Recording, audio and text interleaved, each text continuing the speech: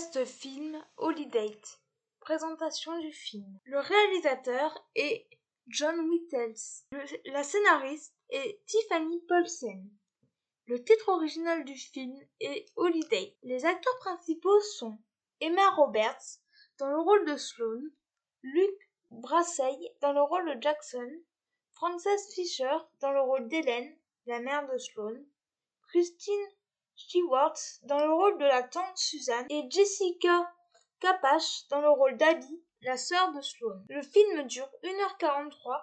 Il est sorti le 28 octobre 2020 sur Netflix. Je lui ai mis la note de 5 sur 10 et le conseille à tout le monde. Le résumé. Sloane et Jackson détestent tous les deux les grandes fêtes du calendrier. Célibataires, endurcis, ils se retrouvent souvent à la table des enfants ou aux côtés d'inutiles petits amis. Alors, quand ils se rencontrent lors d'un Noël désastreux, ils se promettent de s'accompagner l'un l'autre au fil du calendrier festif des mois à venir. Complices et sans arrière-pensée, ils font équipe pour le meilleur et pour le rire. Mais au terme d'une année de célébration, Sloane et Jackson se rendent compte que partager ce qu'ils détestent fait peut-être naître d'autres sentiments. Ce que j'ai pensé de ce film a été le premier pour cette saison de Noël sur Netflix. Pour moi, il n'a pas tenu toutes ses promesses. Le résumé étant long, je n'en dirai pas plus. Le jeu des acteurs est bien. Sloane est une jeune femme célibataire qui déteste toutes les fêtes de l'année.